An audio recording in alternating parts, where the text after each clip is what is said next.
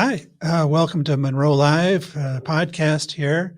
And we've got a couple of representatives from Conifer Motors who've got some exciting things that are going on in the motor world, which is not a typical thing to say. It seems like electric motors have mature technology, and you wouldn't expect that there would be this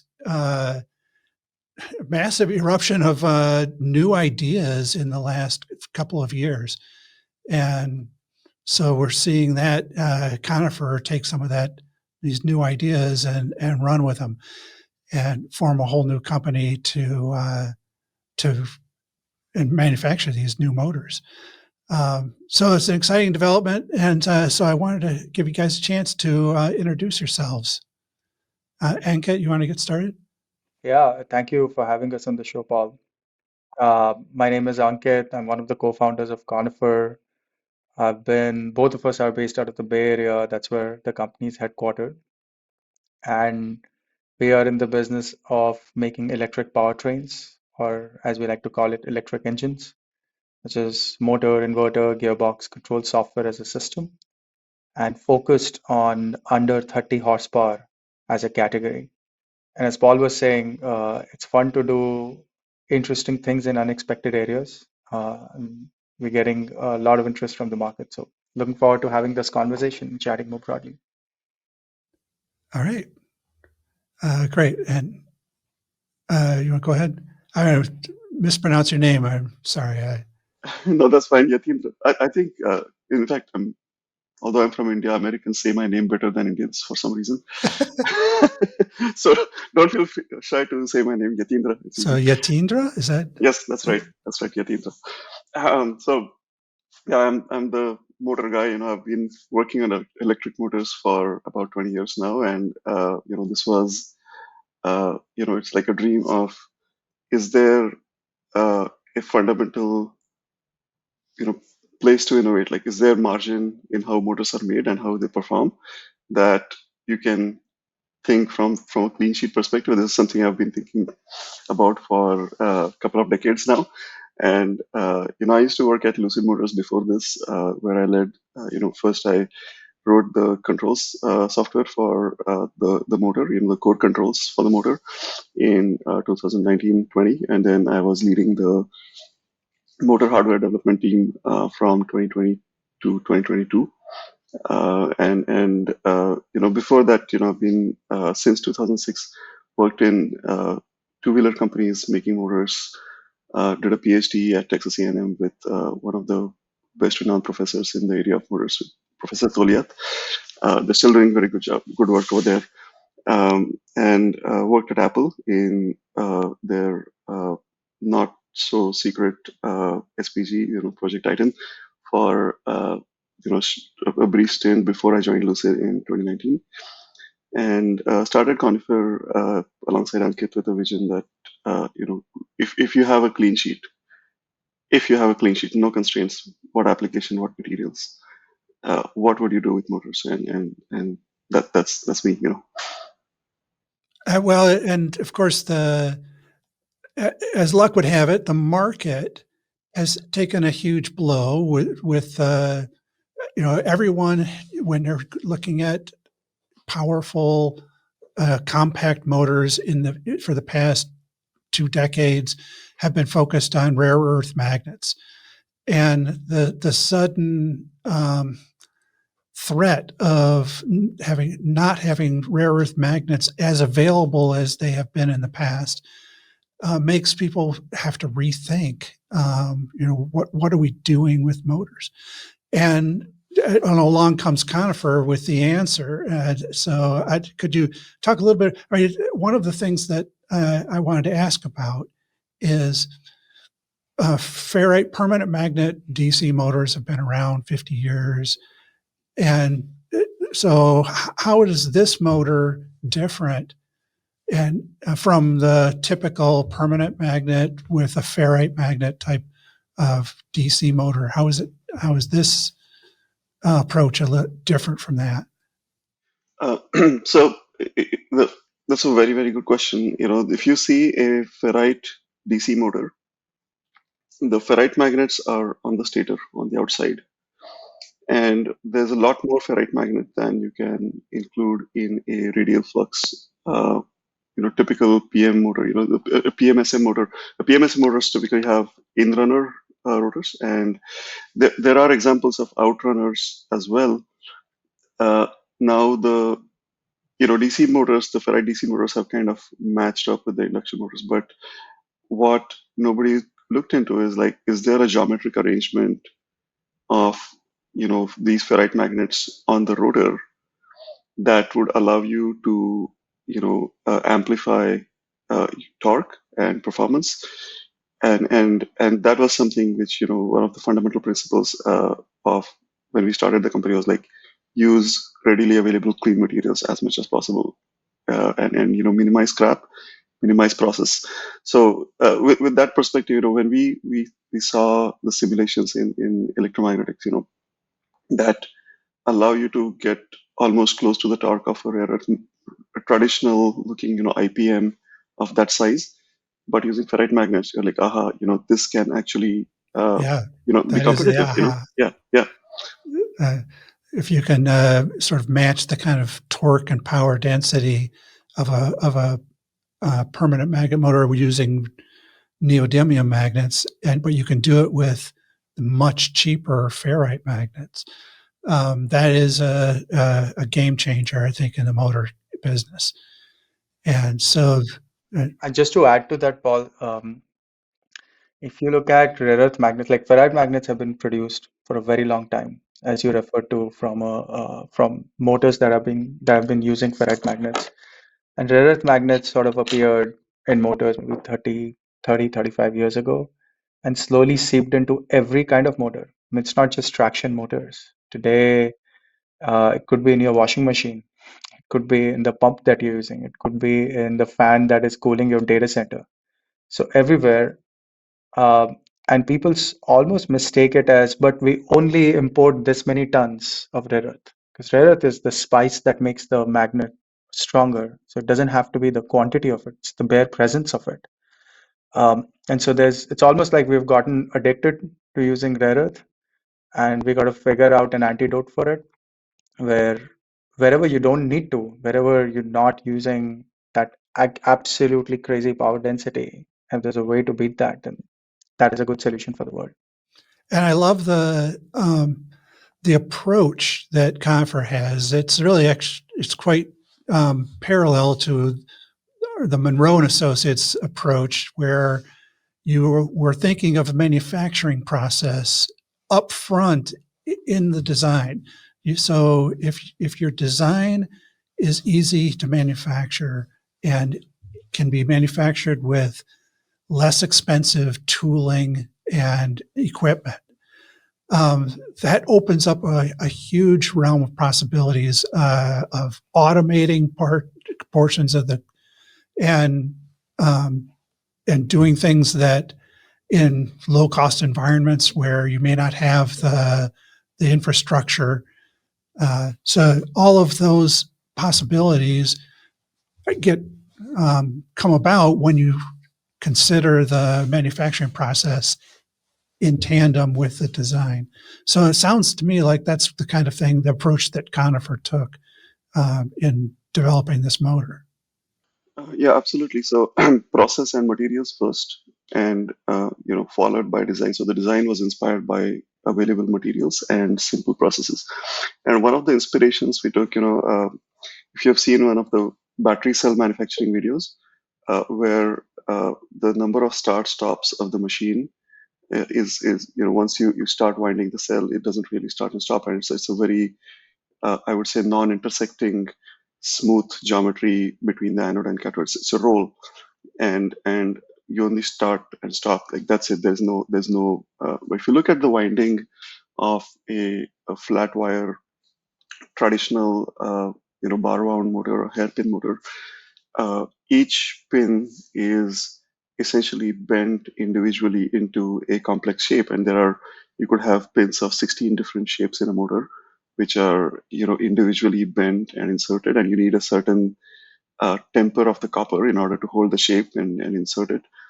So that's one approach. And then some other people like Lucid had followed the approach of continuous wave winding, which also is heavy on the tooling and equipment gets really complex. But we if the geometry itself is simple to make and does not involve too many bends and kinks, you can get to the shape the atoms and molecules fall in their place faster, and hence your equipment cost is automatically going to get driven down.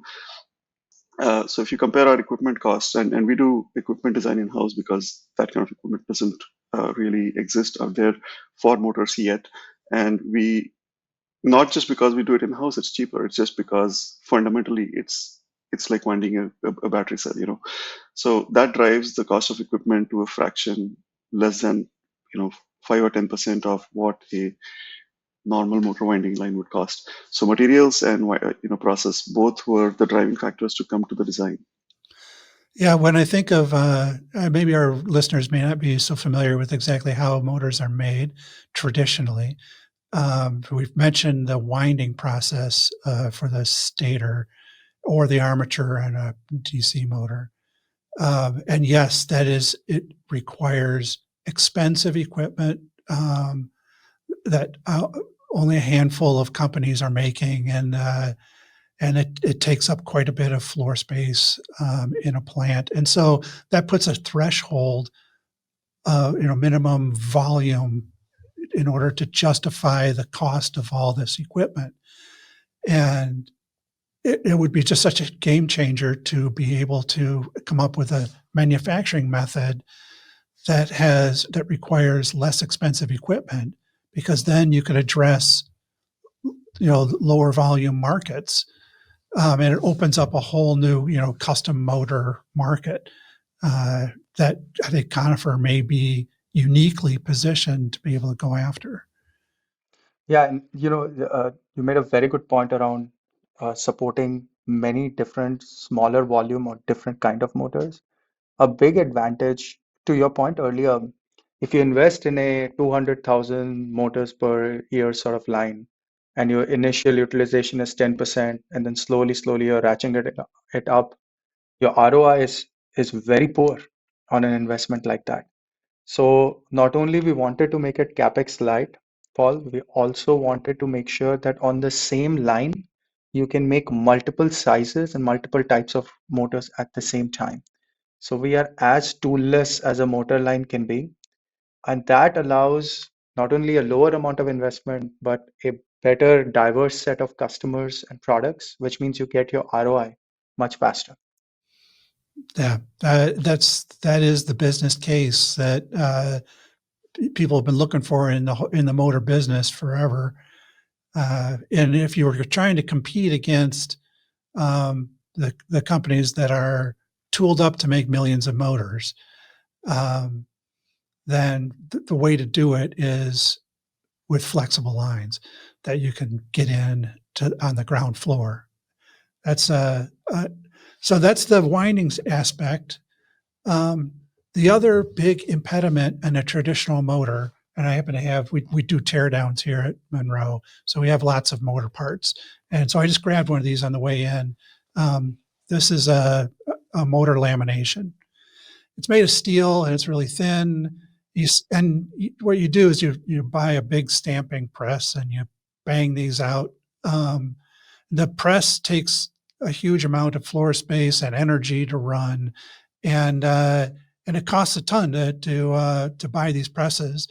And then the tooling to make this steel is really hard stuff. It's silicon steel, special motor lam steel, and it eats through stamping dies. And so after every 100,000 hits, you need to replace your die. And unfortunately, there's hundreds of these in every motor. And so that 100,000, you only get a shift, and then you're changing the dies. So tooling and equipment for making traditional laminations, and oh, by the way, it's round. And so you have to throw away all the steel on the corners And often you have to throw away the part in the middle because you have to make the rotor out of something else. So this has been one of the big impediments in the, and why motor manufacturers have to do 200,000 volume to justify the first run. Is there something about the Conifer motor that gets you away from that model? If you think of, one of the things I didn't mention is this is an axial flux motor. And so it's a two rotor and one stator kind of topology, which you could stack. You could do 3 rotors, 2 stators, and we can get more into the details of how we get the performance. Traditionally, when people think of axial flux motors, they use what is called soft magnetic composite, which is a sintered iron, which is coated with a non-conductive layer. And to get away from all the pain of laminations that you mentioned, the machine as well as the tools and sharpening the tools. So, okay, why don't we use this method of using soft magnetic composite? But you lose magnetic properties of the material of iron. The saturation point typically for silicon steel is like 1.7, 1.8 Tesla. You're down to like 1.2 or 1.3 Tesla with a soft magnetic composite. And people typically tend to believe that a axial flux motor will be using a SMC armature, and then your loss is up, your torque is not that great, and you're dealing with this compacting process, expensive powder sometimes. Versus what we do is essentially a completely different approach to using steel, which does not involve stamping, and it essentially allows to co-wind the copper and steel together in a way that focuses the flux onto the rotor to get you a very strong magnetic field while producing very low losses. If you look at motor constant, there's a term, the robotics industry likes to use this term called motor constant, means for producing that much torque, how much loss is my motor making for that torque, just I square R, joule loss, conductive loss. And that arrangement of steel and copper, which the copper produces the magnetic field and steel focuses the magnetic field, that allows us to focus the field in a way that produces good motor constant.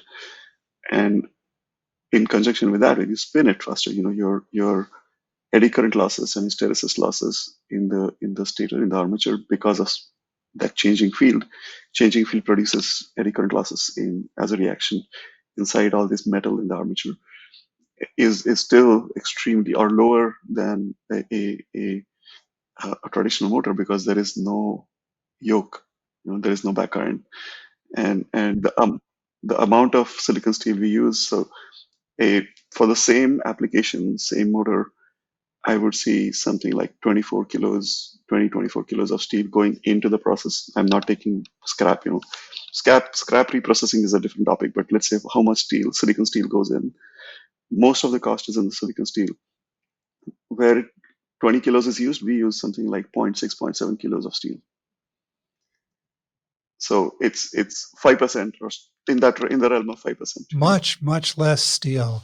Yeah. So just for people who aren't so familiar with motors, you mentioned that your system has no yoke, and that would be this part of the steel. The flux comes from the rotor and goes up through these teeth, and then goes into the yoke, and then goes around in a radial flux motor, or has to go around and then back into the rotor to form a circuit. In an axial flux motor, you're passing the flux directly from the magnet through the stator into the other magnet, as you've got the other, and so you don't need to have the return path is in the rotor, where it's a constant field. It's not oscillating back and forth. So since the return path is in the rotor, you don't have to worry about the iron loss, and so you have much less of that, and so you have only the analogous portion of the steel is only the teeth. So in your design, that's a tremendous benefit and a reduction in the amount of this kind of expensive steel to use for your motor design. That's a brilliant approach. I can see now how you guys have you got pretty excited about this new concept for a motor. So you're getting this good torque density and good power density without using the expensive rare earth magnets, and you're using only a fraction of this expensive silicon steel. That's a good combination, and it all goes together in a way that doesn't require to hit the big expensive equipment. Okay, where do I sign up? I can see why you were able to convince the people to fund you. And now it's a pretty good case. Yeah, it's in the realm of motors, it's very challenging to really cut through the crap and understand what motor is better. You'll always see people making a one axis claim that my power density is better, but a strictly better technology has to be better on both axes. If you say you have made, for example, the desirable characteristics of a motor are, higher efficiency, lower losses. Exactly, higher efficiency is lower losses. So lower losses, lower cost, and lower mass or smaller packaging. If you can do both better at the same time, you're strictly better. It's a dominant technology. I think this is a dominant technology for a certain class of motors. Okay, let's talk about that certain class of motors. You're focused on the intermediate range motors. So there's lots of motors out there that are up to 500 watts or so, and there's lots of motors for traction motors that are 150 kilowatts. There's not actually right now a whole lot of stuff available in the 30 horsepower or 10 to 30 horsepower range. And so that's where you're looking, and one of the first applications is a hub motor. Is that right? And can you tell us a little bit about what is the hub? Some people may not even know what we're using hub motors for. Do you have a good application you can share with us to help explain how hub motors are used? Yeah, hub motors were almost industry's first attempt to put a motor inside a wheel, and made most sense in an application where you don't have a ton of chassis space, and essentially wheel space is what is dominant. So the perfect example is a two-wheeler. A two-wheeler, there's actually, if you consider volume of China, also there's closer to 80 or 90 million two-wheelers that are made and sold every year. Not all of them electric today, although we'd like to change that. And if you look at two-wheelers, 80% plus volume is one where the back wheel of the motor itself, or back wheel of the two-wheeler itself, is the motor. So it's a direct drive motor where the rotor is essentially the wheel. It's pressed into it, but it's essentially the wheel, and you have a stator in the middle, and you have lots of magnets that are lined up across the whole circumference of the wheel. And that's what's most common. That's what's causing the highest amount of electrification in the small mobility space. And we can talk a little bit, maybe Yateendra, you want to talk a little bit about the hub motor technology itself and how it has evolved. So it's when we say direct drive, there is no transmission. Right? The rim is the rotor of the motor, and inside the rim you have what you explained previously, like a rotor back iron, the yoke of the rotor, and on that they glue a series of high energy density neodymium magnets. And if you open so imagine, you must have seen in like bigger cities like San Francisco, New York, or London, you have these delivery drivers who have a big box at the back, and they can drive up to like speeds of 40 miles an hour, 50 miles an hour kind of vehicles. And this vehicle is actually bread and butter. That's ubiquitous across countries like China and India and many parts of Africa. It's a family commuter vehicle, 12-inch wheel. Two people can sit and climb a slope comfortably. That kind of a situation. And you could put two helmets in the boot. So that size vehicle uses these motors, and it uses as much neodymium magnet, almost close to what 100 to 150 horsepower car motor would use today. So a Model 3 motor, for example, is, let's say, close to 2 kilos of neodymium magnet. A two-wheeler motor, which is supposed to, this whole two-wheeler costs something like $1,000, $1,500, uses a kilo of a very similar material, with neodymium, and that just doesn't seem right. That just doesn't, like that's wrong. Like there's no need for that much of neodymium to go inside a small two-wheeler. Right. And that drives cost for these motors. Just for last year, that a kilogram of neodymium magnet might be between $70 and $100. And this year, it's either unattainable, you can't get it for any price, or it might be double that. And the prices are not likely to be going down in the near future.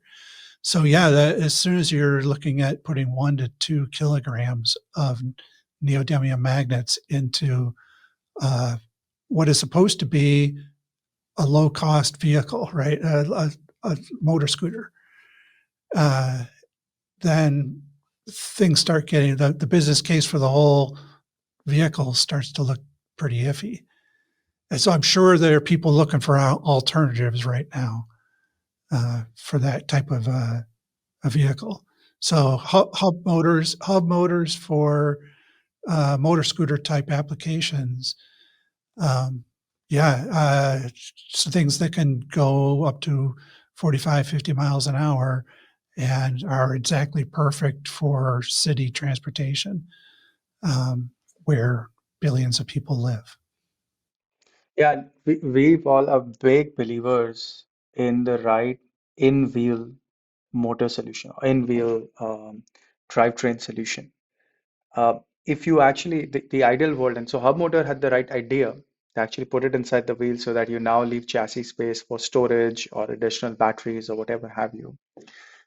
We feel like if you can create the perfect wheel, it's almost like reinventing the wheel, but if you create the perfect wheel, which can power the vehicle, and it could be a two-wheeler, it could be a three-wheeler, where you now have two wheels in the back. You don't need the expensive half shaft. You don't need differential in the middle. You can think of it as a four-wheel vehicle where you can naturally get a four-wheel drive if wheels have that. So there are key problems to solve to make in-wheel solutions possible, in-wheel drivetrain solutions possible. But if you could do that, you just open up the whole chassis for making it much, much simpler to manufacture, much more space for how you want to lay out battery. Or imagine it's a three-wheeler that is just carrying goods. Now you don't have the same ground clearance, exact same requirement that you had before. Or if it was a two-wheeler, you can put two helmets instead of one helmet, and you can give space back to the consumer. So it's a cleaner architecture, and that is the product. That's how we productized our technology for small mobility, where we created an in-wheel powertrain, drivetrain. We'll talk a little bit about that. That makes it compact, still has lower weight, and is a lot more efficient, which means you get higher range. And we've had applications or people requesting this type of thing for trailers, or looking at things that had not traditionally been powered, They just had hauled, but you know, if you're hauling with a battery powered vehicle, if you can power the trailer, then it no longer suffers your battery powered vehicle no longer suffers it. You can add the batteries on the trailer, but there's no place to put a powertrain inside a trailer without taking up the usable space in the trailer. And so a wheel hub motor would be perfect for applications like that. So it opens up applications that hadn't been there before. And there's applications that had traditionally been done with methods that are much more complicated to integrate into the vehicle.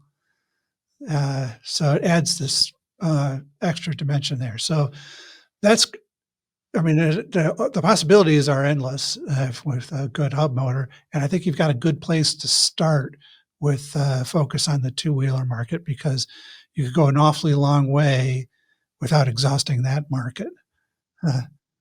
So Yeah, to add to that, you know, axial flux motors tend to be actually compact, meaning they, as compared to a same power rating radial flux motor, you would be slightly larger diameter, but then extremely pancakey. And planetary gearboxes also tend to be pancakey. You know, they're thin actually.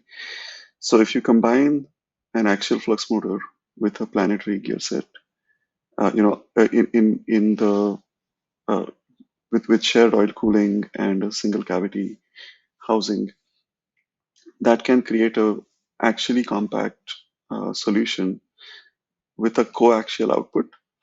And the key insight that we have developed is that there is just no other way. There's just no other way, no other combination of transmission and motor that can get you the level of torque that you need while staying within the axial and radial bounds of the rim of any tire. You know, like you look at the tire and you look at the application. So for instance, you pick an off-road application and you say, okay, my lawnmower needs that much torque, my golf cart needs that much torque in the wheel. And you look at the size of the rim and you say, okay, for this tire, typical torque is that much, you know, that's what it's rated for. And hence my rim is that big. Within that rim, without exceeding the dimensions of the rim, I want to fit this transmission, and in some cases also fit the disc brake within that space. There's just no other way to do it. That's a key insight. It is, and thank you for mentioning that, because that has been traditionally, and other people have done hub motors that have no gearing at all. In fact, Toyota was looking into this back, 25 years ago, and wrote papers on it, and they came to the same conclusion that you can only generate so much shear force with a magnetic field, even if you're using spectacular magnets and very expensive stuff. So you can try to get more surface area, which the axial flux motor does.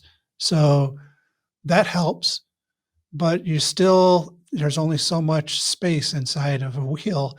And so one of the benefits of a traditional drivetrain is by pulling the motor out of there and using a shaft to get to the wheel, you can get as much torque as you want and then deliver it through the shaft. And you can use whatever gearing you want and, get there. And so it's very difficult for a hub motor to compete with that kind of torque delivery. And that's why at this point, it's been difficult to adopt in the larger vehicle sizes for hub motors, because at smaller vehicles it makes sense, but at larger vehicles it's very challenging. But if you do put in a planetary gear set in there, that's something that could actually deliver the amount of torque you need. There is one other issue that wheel motors have to deal with in automotive applications. Maybe it's not as much of a problem in like scooter applications, but you need to have mechanical brakes. And that package space in the hub of the motor is traditionally where either a drum brake or a disc brake is located. And so, does Conifer have a solution for that, packaging the brakes in that area? So for two-wheelers, we typically the wheel itself has a drum integrated into the wheel, and you have a through axle, right? So the through axle is supported on both sides with suspension, and the wheel drum has like steel insert inside it to get the durability and the drum. So that the hub motor is replaced one-to-one with the brakes within the same axial space. So typically it tends to be something like 200 millimeters or 8 inches width total, which includes the motor, the transmission, the wheel, the brake, everything within that 8 inches of the wheel. And you could also offset the wheel slightly closer and have the disc brake outboard of the wheel in a two-wheeler. Now, for a four-wheeler, it gets a bit challenging because you always want the disc brake to be inset. Like I have not seen a four-wheeler with I don't know, correct me if I'm wrong. Is there a four-wheeler with a? No, that's typically how, I mean, as it is, that the disc is tightly integrated in the space of the wheel. And so it's quite challenging. That's just an additional challenge for automotive type applications. That the scooter, since with a scooter, the brake is disc brakes have been kind of an add-on because previously they use kind of caliper brakes on bikes, and then for scooters, the disc brake is just outboard of the wheel, next to the wheel. So there's already a convenient place, even if your hub motor takes up the space of the wheel. But in automotive applications, that's going to be that's one of the challenges that other hub motor manufacturers have been struggling with.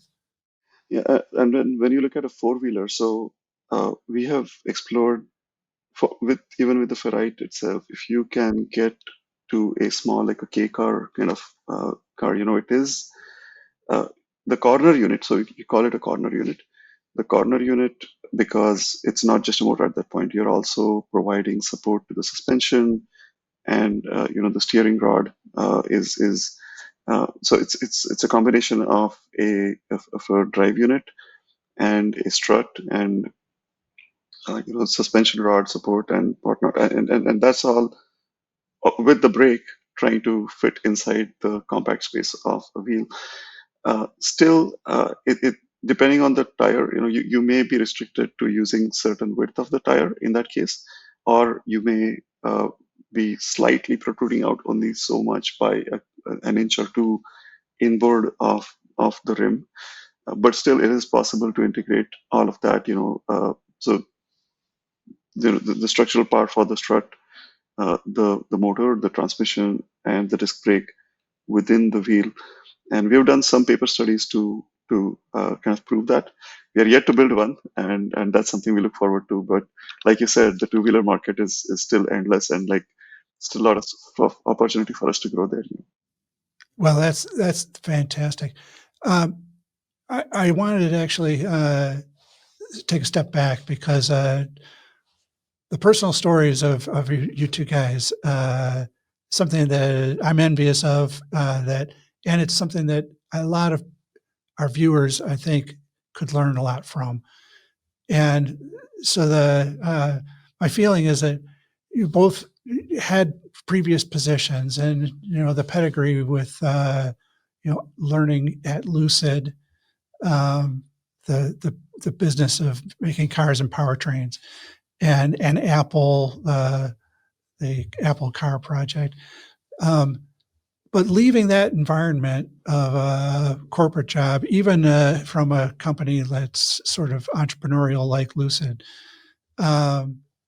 is scary. I mean, it's hard for people to do. And so, do you have any advice for people who have ideas that are out there percolating in their head that they think could be a game changer like this one, if they just had the wherewithal to step out and give it a try. So, I think Ankit had more guts in that sense because he quit his job much before I did. Yeah, I'll share my perspective, and Yatindra, please add. So, I've been in the Bay Area for about 17 odd years, and it's hard to be not infected by that virus here because it's if you go to every Starbucks, there's somebody who's discussing an idea or pitching to somebody. So there's always that going on. I spent my early years at Google, initially in a core team that was doing data center R&D. So we were designing cooling equipment and electrical equipment for all our data centers. And after doing that for a while, it just seems like, a big company, yes, you can get a large mandate, but oftentimes your journey is sort of pre-decided, or you'll become from this engineer to this manager to this senior manager to whatever have you. And for folks who really want to apply their agency more open-endedly and don't want to spend 60% of their time in meetings, it's really helpful to have a setup where you're focused on one problem and the customer is absolutely brutal with you. Like if you're not solving a key problem for them, they don't even want to spend time. They don't want to talk to you. So it just takes away the chaff and helps you focus quite a bit. And that I think that is a cycle, even though it may seem, yes, it is hard, but it is extremely satisfying because you know you've solved something real if customer is giving you time of the day and wants to engage with you. So first I had this experience maybe almost 10 years ago now, when I first left Google and started a company. That was my first startup. And just going through the process of uh, learning as much as possible from experts who were so gracious to give their time and slowly building on top of that. What I saw was within 4 years, which was two guys who had never managed a single person directly in the past, never built a product at any scale. In 4 years, you could see yourself scale, where now you have like 200 to 50 people who are working towards a problem. You're engaged with the largest customers in the world. Granted, that was in a different space than what we are building in right now. But that just gave the confidence that um, if you just give yourself that opportunity, you'll find yourself grow into it. Um, and that's a very gratifying process, even though at a daily level it's extremely volatile. It's the best day, it's the worst day, and you see that too many times in the same week. Uh, Yeah, we are like yin and yang. Like you can see, he's wearing a white shirt. I'm wearing a black. It just happens, it was not planned. So, so Ankit, yeah, there's a left to right and right to right. Left thinking is what we call, it's a part of our company. Like the left to right thinking is, what do you have? What can you make? And the right to left is like, what is a problem out there to solve? And when those two meet, magic happens, right? And that's how the two of us, think together. So I'm call me the left to right guy, and you know, people. One of the things people always ask me, like, how did you come up with this idea? How do you come up with this? Or was this idea the reason you started the company? And well, no, I think the most important thing, in fact, I did not know when I left Lucid, and I was leading the motor team, wanting to grow, and doing pretty well. Had a a lot of time spent with Peter. I learned a lot from Peter, by the way. Peter is an excellent engineer at heart and very passionate of automotive and cars. But one of the things I realize is that trying to do fundamental innovation as a part of a bigger company may not fully align with the goals of the bigger company.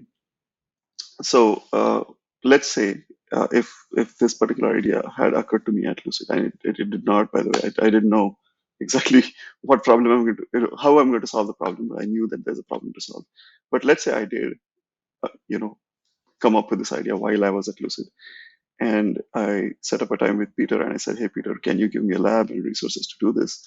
And within the constraints of what a CEO of a large car maker can do, the it won't move the needle. It would be a lot of distraction for pulling something off, like where you're actually developing from the process up to actually go to production. It would be like 10 years, and it would not move the needle much for the business as compared to if you go out and actually implement on its own standalone, and that is the needle for your company.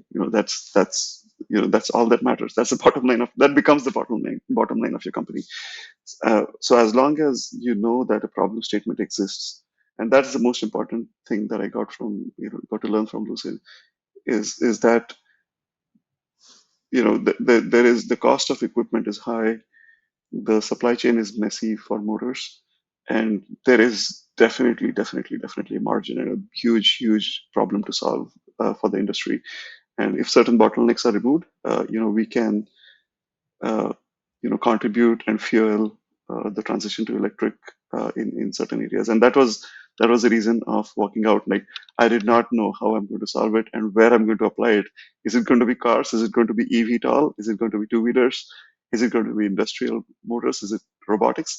We didn't know. In fact, we were in the first year, Ankit and I were exploring a lot of different markets together, cold calling people in many different areas. And what we learned was that you want an area which is hungry to take innovation. It really makes a difference. It moves the needle for that particular application and set of people, the end users.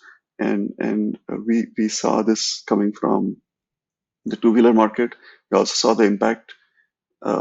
There's a social impact side of it as well, where there's like a 30%, 40% population of the world which does not get access to basic stuff like medicines and education because they don't have the means to go to the next nearest town on a daily basis. And it's also another belief that it just doesn't sound right, like mining oil in distant places, transporting it to a different continent for refining, and then distributing back to a remote place in a completely third location is not efficient. So forget about just like the climate side of things. It's just this whole, like, if you can get rid of that and they can create solar local electricity and power cheap vehicles with that percentage of population can have access to basic things in And life. they gain And control of their own energy with solar, and but solar can't generate a lot, and so they need a way to get around that doesn't use a lot of power, and that's where the scooter comes in. Yeah, it makes a lot of sense. There's a huge business case, and your approach with the motor is groundbreaking. I really there's definitely a lot of new motor companies that are sprouting up right now. I'm not excited about most of them. most of the, and some of them I'm really kind of look sideways at because there seems to be nothing new, and yet they're claiming crazy stuff. So we're seeing a lot of stuff like that. This is different. I was just very refreshing to see what you guys are doing. I did ask earlier when we were talking about the name of the company. I get conifer trees, they're like pine trees, and you guys are in Northern California and just not far from the sequoias and the redwoods. And so, okay, conifer, big trees.